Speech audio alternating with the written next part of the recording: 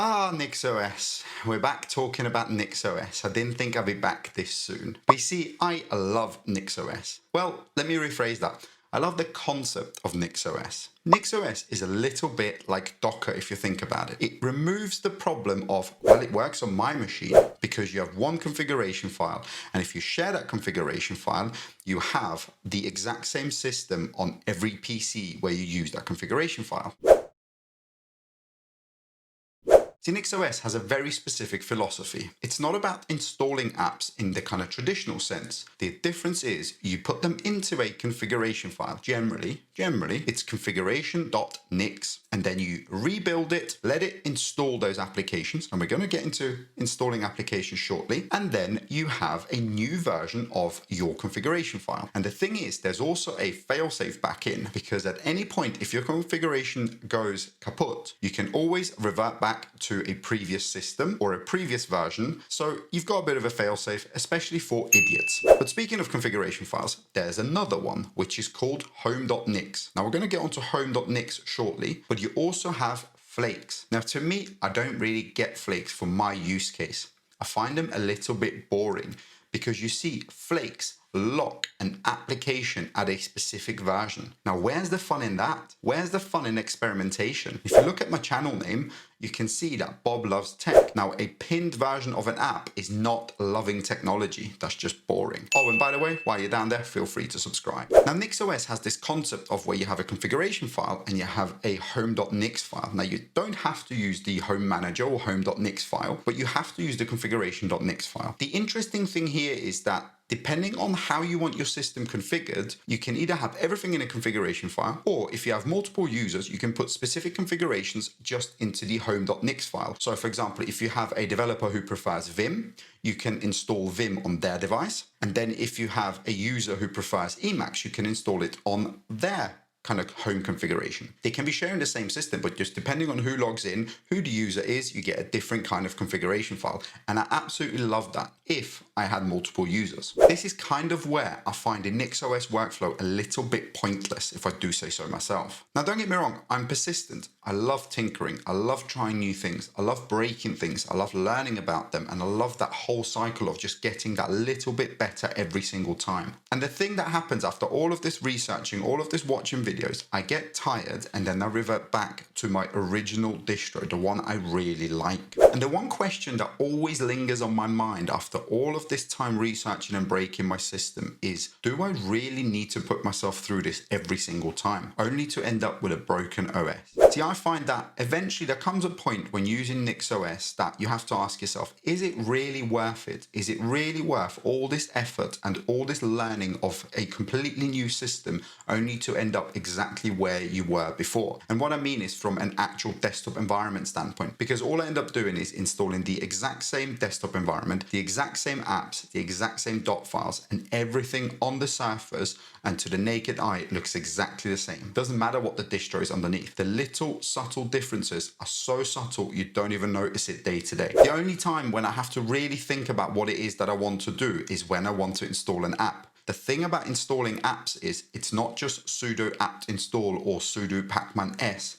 You have to think, do I put it into configuration.nix or do I put it into the home manager if you're running home manager? And then the next thing that I find a bit odd with NixOS is that when you're looking to install an app, or I don't know, enable an app, I guess, I don't know if that's even the right word, is you have to know whether it needs to be installed or whether it just needs to be enabled. Because as far as I understand it, Hyperland only needs to be enabled. ZSH needs to only be enabled. So does Fish, because they come pre-configured with the OS. Whereas other apps like Vim or NeoVim or, I don't know, Emacs, they need to be installed in a specific way. And please correct me if I'm wrong down there in the comments. So I find that as much as NixOS is opinionated as to where you put things, the installation of apps isn't very clear and obvious and very standardized, unlike, say, Arch Linux or Ubuntu. See, the way I say NixOS is very much like Apple, aesthetically speaking. They make the inside stunning, they have it all perfectly laid out, and they have perfect chamfered edges on the inside as well as black PCBs. And that looks good to the engineers. And that's kind of what NixOS is. It looks beautiful inside, whereas I find that, say, Arch or Ubuntu can be a little bit messy underneath. But the thing is, there are plenty of companies out there who do green PCBs who don't care that much about the innards, and it still looks really, really nice, and people are still buying from them, and they're successful companies. So would I like a black PCB? Absolutely. I've got a Mac Mini M4 here, but ultimately, do I need it?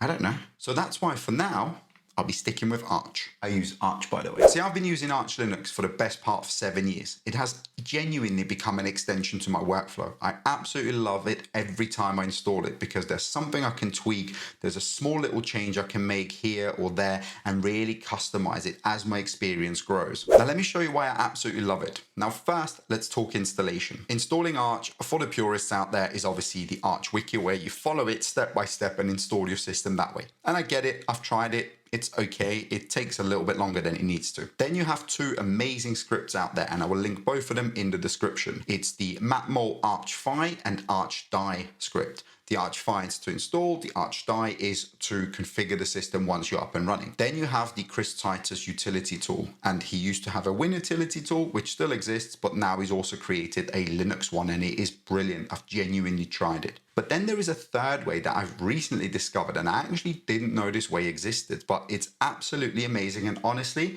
with this machine that I've got here, I got it up and running in about 4 minutes, and that is CachyOS. Now, CachyOS is a distro that I haven't heard of before, but it's got a very, very basic installer. I think it's called the Calamares. Please correct me if I'm wrong. You install your desktop environment, it goes ahead and sets everything up for you, but it has some really nice dot files pre-configured, and it comes with Fish terminal already set up, and I absolutely love that. That is immediately credit card on the table. Stay tuned for my upcoming video where I'll be going over my dot files and showing you how I use them day to day, because I've got some really, really cool gems in there. I don't have to think where files have to go. I don't have to memorize, do I have to enable this or do I have to enable that? I don't have to memorize any of this. I don't have to remember where my dot files go. I literally just use GNU Stow to manage my dot files, and then everything else just falls into place. And the thing with Arch Linux is, and this is what I've just got written down in my notes here, is it makes me want to tinker because I can always revert the system back really, really quickly.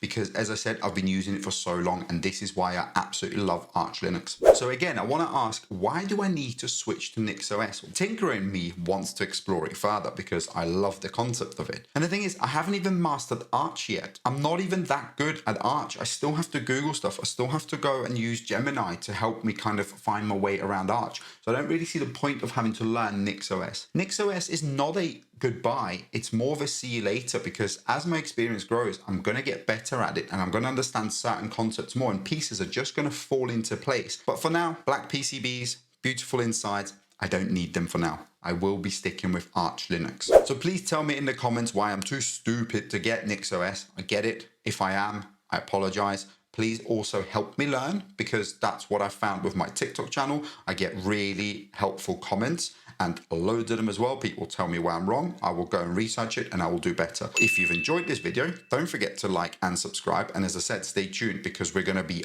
writing my system next week, where I'm going to show you my dot files. I'm going to show you how I manage them. And I'm going to kind of show you some really cool applications and really simple ways of managing your dot files and how to make your system truly unique. Thank you very much for watching. Let me know what you think of NixOS, and do you agree with my decision to stay with Arch, or is there something else that I'm missing? And one thing that one of you has pointed out is Geeks, or Guix, which is kind of like Nix, but not quite like Nix.